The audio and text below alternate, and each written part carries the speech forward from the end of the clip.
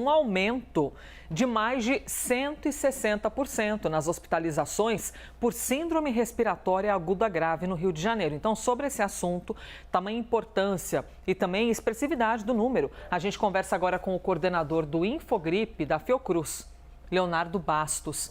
Leonardo, muito bom tê-lo aqui com a gente, hein? Muito obrigada. E quando a gente vê um número como esse, a gente quer ouvir especialistas, compreender. Então, lhe pergunto, o que está acontecendo? É algo além do comum? Isso chama atenção para vocês ou a gente está falando de algo corriqueiro para essa época? É um pouco dos dois. É corriqueiro porque nesse período do ano sempre é um aumento das doenças respiratórias de forma geral.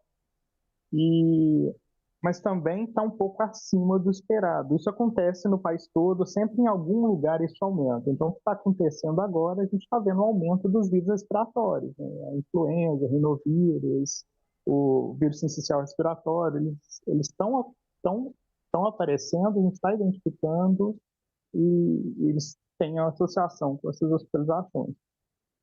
Leonardo, pegar esse tipo de doença, ter esse agravo, esse mal-estar, é ruim para todo mundo, é uma chatice, a gente fica mal, às vezes ou não vai ao trabalho, fica de cama, é terrível. Mas para quem é pior, assim, a gente tem que prestar atenção ou ter mais cuidado com quem neste momento?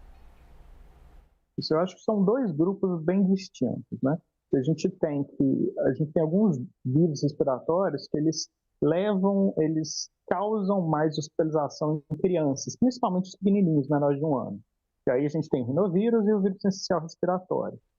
E a gente tem os idosos e pessoas com problemas imunológicos, de forma geral, que eles estão mais associados com outros vírus, como o vírus da influenza e o vírus da Covid, que nesse momento está em baixa, mas são vírus que eles levam a mais hospitalizações. Então a gente está vendo nesse momento um pouco de um aumento de casos de influenza nos mais velhos, e nos pequenininhos, a gente está vendo uma epidemia de VSR, do vírus sincicial respiratório. Tem um pouco de rinovírus também nas crianças um pouco mais velhas.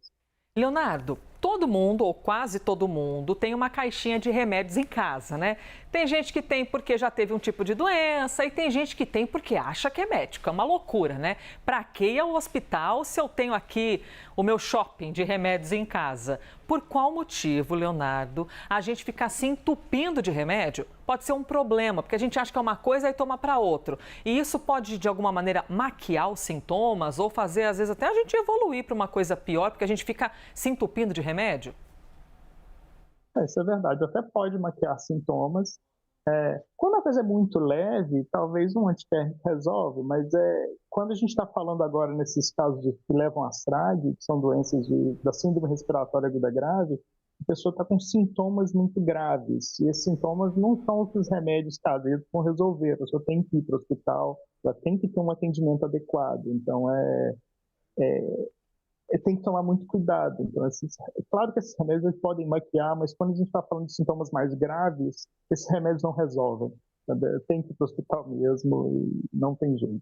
Ô Leonardo, quero aqui aproveitar do teu conhecimento, a tua presença aqui com a gente, para te perguntar sobre uma coisa que eu não sei se é uma crença popular, se não é, se a gente tem que tomar cuidado. Porque a galera com mais idade até fala assim, nossa, peguei uma friagem, fiquei doente, né? Peguei um vento gelado, tô com gripe porque eu saí, tá vendo? Saiu sem casaco, ficou gripado. Leonardo, por favor, gripe, friagem, causa gripe em alguém? É diferente do que vírus? Por favor, esclarece isso pra gente. Tá bom. É porque tem essa confusão, porque a gente usa o mesmo nome para gripe, para um simples resfriado.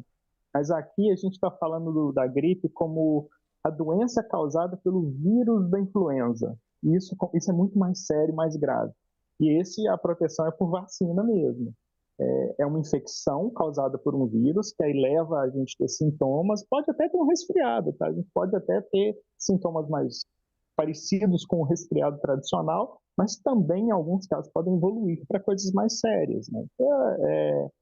Quase como a gente viu na Covid, né? A gente via tinham pessoas que pegavam Covid e não tinham nada e outros ficavam mais sérios. Então, a influenza é meio parecida. A pessoa tem o vírus, aquele vírus pode evoluir para um caso leve, mas pode evoluir para um caso mais sério. A vacina protege contra esses casos mais sérios. A máscara que a gente aprendeu tanto a usar na pandemia, a gente pode adotar sempre? Então, se eu estou com algum sintoma, não sei o que é direito, mas estou com sintoma. Se eu puser máscara, eu já posso ajudar a evitar que os meus colegas, meus amigos se infectem, mesmo que eu nem saiba ainda o que é? Com certeza. A máscara é até mais eficiente contra outros vírus, né, do que era para a Covid.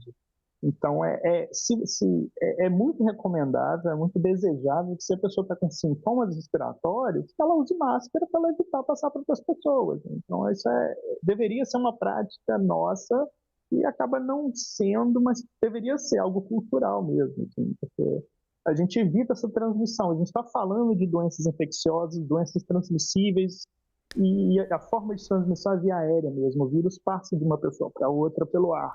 Então, a máscara tem um papel bem importante nessa proteção. Muito bom, Leonardo Bastos, compartilhando aqui conhecimento com a gente, coordenador do Infogripe da Fiocruz.